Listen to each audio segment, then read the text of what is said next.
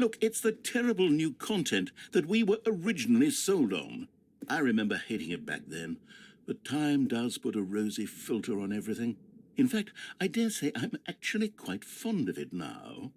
Look how much fun the past is. I want more. More memories.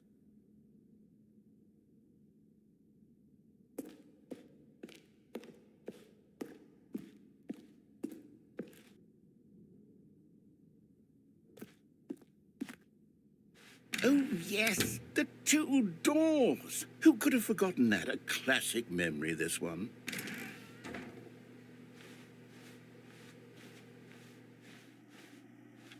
And before everything else, there was your office. Is there anything else? Was there something that came before your office? There's something I feel I can remember. I can remember. Yes, I'm remembering something now. I remember before this whole story got started. Back then I was different. I used to make big decisions. I was passionate. I was skeptical. I weighed each decision with profound thoughtfulness. And then somewhere along the way, I stopped making decisions. I became lazy, and I came up with a character named Stanley to do my thinking for me. He would make the decisions. He would decide which way to go. I would cheer him on as he collected figurines for no reason. Why did I invent Stanley? Was I lonely? Yes, perhaps that's it. Perhaps I needed to imagine I had companionship. And Stanley really did make for a wonderful companion, even if he was a fiction. But I suppose it's grown old. I want to think for myself again. I want to go back to how it used to be. Yes, I can be on my own again. I can do it. I'll be stronger this time. I'll take care of myself. I don't need Stanley anymore. Oh, but he truly was so much fun to play with. You know what? Since we're in the memory zone, how about one more good memory? Let's go back just once and give Stanley one more run of the office, and then I'll retire him for good. I did enjoy telling his story so very much. Okay, here we go. This is the story of a man named Stanley.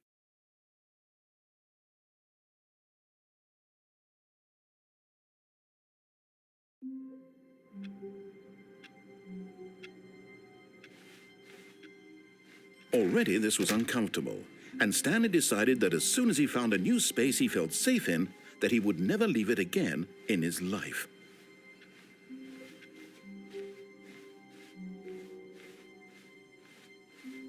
When Stanley came to a set of two open doors, this was not the correct way to the meeting room, and Stanley knew it perfectly well. Perhaps he wanted to stop by the employee lounge first, just to admire it. It was okay. But eager to get back to business, Stanley took the first open door on his left. Stanley was so bad at following directions, it's incredible he wasn't fired years ago.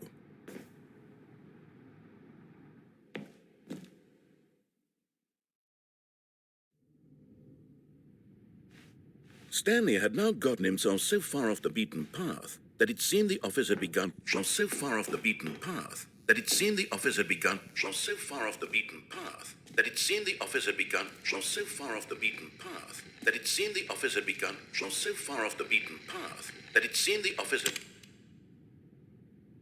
begun so far off the beaten. You didn't think I was actually just a recording, did you? What a silly and trite explanation that would be. All the back and forth between you and me, all the absurd adventures we've been through, and it all turns out I'm just a tape recording? It was all just in Stanley's head. I bet that's the kind of twist you think is revelatory. I bet each and every time you watch a movie where it turns out all to be in the main character's imagination, you must absolutely bolt off the couch in pure shock at the phenomenal and intricate storytelling. It must be so simple to be you. Life being an unending waterfall of surprises and delights. How much more exciting you must find the world than the rest of us do. Now I've become sad. Look what you've done to me. This is all your fault.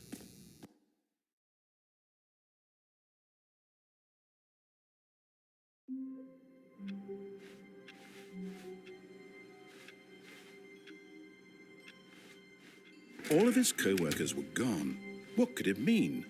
Stanley decided to go to the meeting room. Perhaps he had simply missed a memo.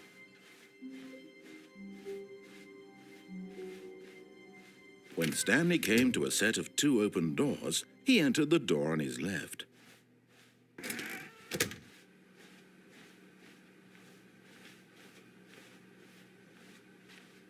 Yet there was not a single person here either. Feeling a wave of disbelief, Stanley decided to go up to his boss's office, hoping he might find an answer there.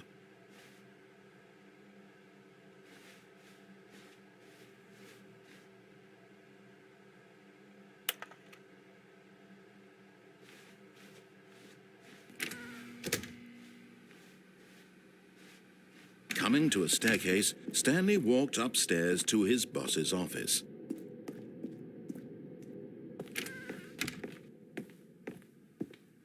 Okay, I think we all know the drill by now. Blah, blah, blah. Dark secrets, the keypad. Stanley pushes some buttons. Oh, hey, look, it's a new passageway.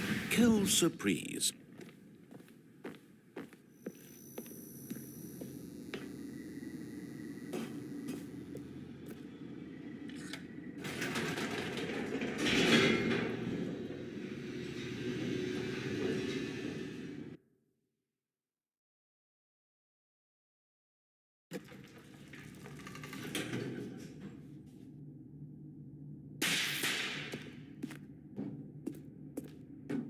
Stanley walked straight ahead through the large door that read Mind Control Facility.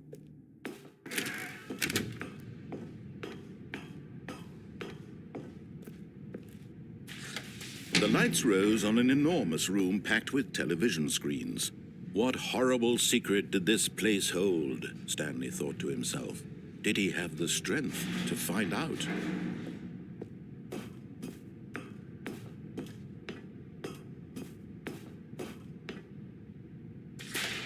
Now the monitors jumped to life, their true nature revealed.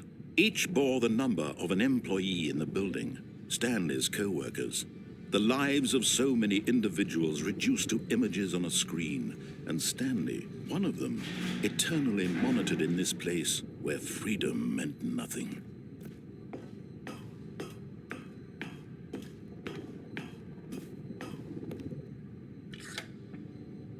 This mind control facility, it was too horrible to believe. It couldn't be true.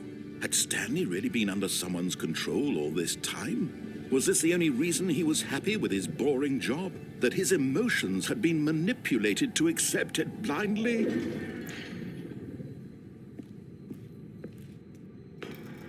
No, he refused to believe it. He couldn't accept it. His own life in someone else's control? Never! It was unthinkable, wasn't it? Was it even possible? Had he truly spent his entire life utterly blind to the world? But here was the proof, the heart of the operation. Controls labeled with emotions, happy or sad or content. Walking, eating, working, all of it monitored and commanded from this very place. And as the cold reality of his past began to sink in, Stanley decided that this machinery would never again exert its terrible power over another. Oh, Stanley, you didn't just activate the controls, did you? After they kept you enslaved all these years, you go and you try to take control of the machine for yourself. Is that what you wanted? Control? Stanley, I applaud your effort, I really do. But you need to understand, there's only so much that machine can do. You were supposed to let it go, turn the controls off, and leave. If you want to throw my story off track, you're going to have to do much better than that. I'm afraid you don't have nearly the power you think you do. For example, and I believe you'll find this pertinent, Stanley suddenly realized he had just initiated the network's emergency detonation system. In the event that this machine is activated without proper DNA identification, nuclear detonators are set to explode, eliminating the entire complex. How long until detonation then? Let's say, 2 minutes. Ah, now this is making things a little more fun, isn't it, Stanley? It's your time to shine. You are the star. It's your story now. Shape it to your heart's desires. Oh, this is much better than what I had in mind. What a shame we have so little time left to enjoy it.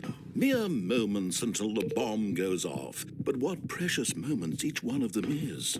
More time to talk about you, about me, where we're going, what all this means. I barely know where to start.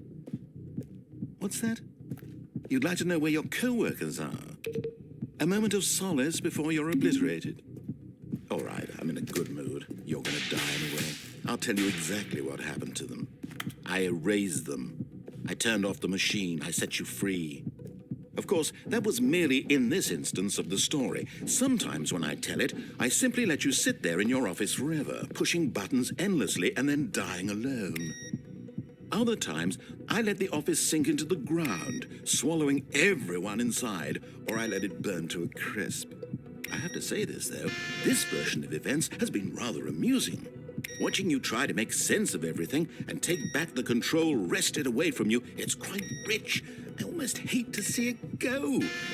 But I'm sure whatever I come up with on the next go-around will be even better. My goodness, only 34 seconds left. But I'm enjoying this so much. You know what? To hell with it. I'm going to put some extra time on the clock. Why not?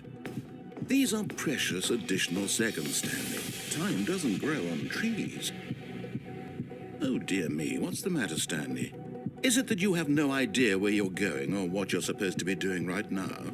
Or did you just assume when you saw that timer that something in this room was capable of turning it off? I mean, look at you. Running from button to button, screen to screen, clicking on every little thing in this room. These numbered buttons, no, these colored ones, or maybe this big red button, or this door. Everything, anything, something here will save me. Why would you think that, Stanley? That this video game can be beaten? Won? Solved? Do you have any idea what your purpose in this place is? Stanley, you're in for quite a disappointment. But here's a spoiler for you. That timer isn't a catalyst to keep the action moving along. It's just seconds ticking away to your death. You're only still playing instead of watching a cutscene because I want to watch you for every moment that you're powerless. To see you made humble. This is not a challenge. It's a tragedy. You wanted to control this world, that's fine. But I'm going to destroy it first, so you can't. Take a look at the clock, Stanley. That's 30 seconds you have left to struggle. 30 seconds until a big boom and then nothing. No ending here, just you being blown to pieces. Will you cling desperately to your frail life, or will you let it go peacefully? Another choice. Make it count, or don't. It's all the same to me, all a part of the joke. And believe me, I will be laughing at every second of your inevitable life from the moment we fade in until the moment I say, happily ever after.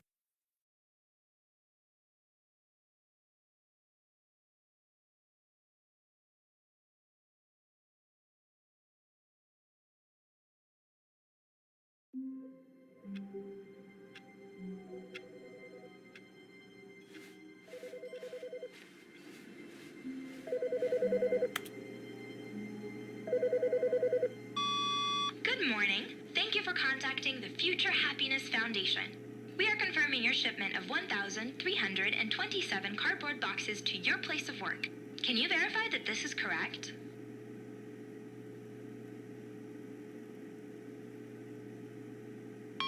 Excellent. Your order will arrive shortly. Thank you again for contacting the Future Happiness Foundation.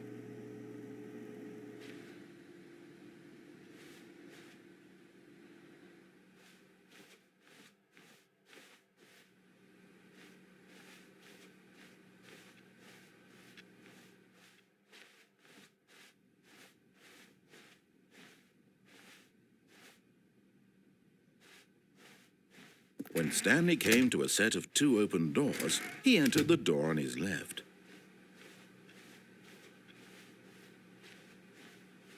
Yet there was not a single person here either.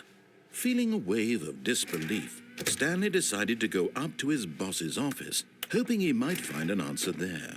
Oh, no. Oh, no, no, no, no, no, no, no, no, no, no, not again. I won't be part of this. I'm not going to encourage you. I'm not going to say anything at all. I'm just going to be patient and wait for you to finish whatever it is you enjoy doing so much in this room. Please take your time.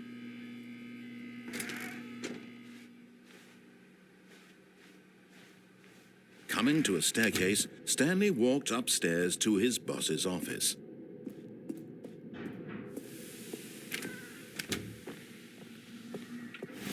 Here's the door, just go.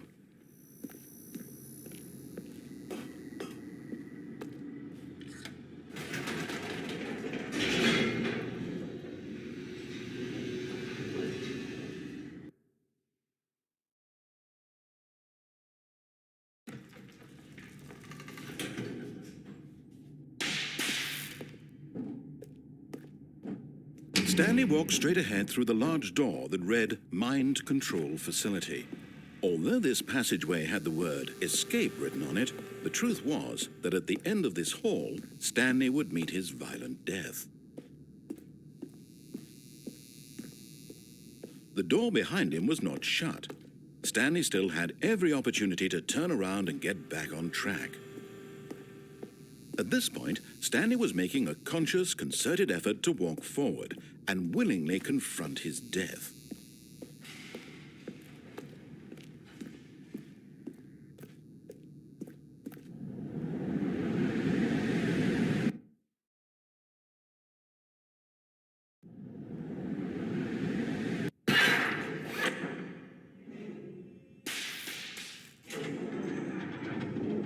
As the machine whirred into motion and Stanley was inched closer and closer to his demise, he reflected that his life had been of no consequence whatsoever. Stanley can't see the bigger picture. He doesn't know the real story, trapped forever in his narrow vision of what this world is. Perhaps his death was of no great loss, like plucking the eyeballs from a blind man. And so he resigned and willingly accepted this violent end to his brief and shallow life. Farewell, Stanley.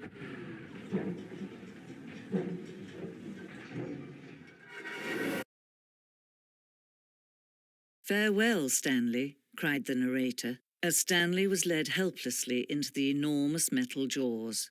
In a single visceral instant, Stanley was obliterated as the machine crushed every bone in his body, killing him instantly.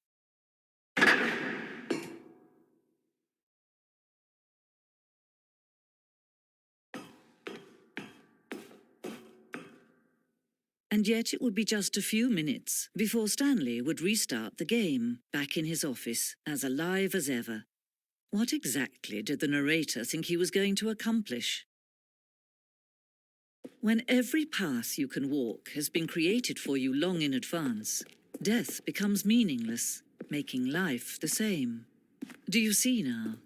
Do you see that Stanley was already dead from the moment he hit start?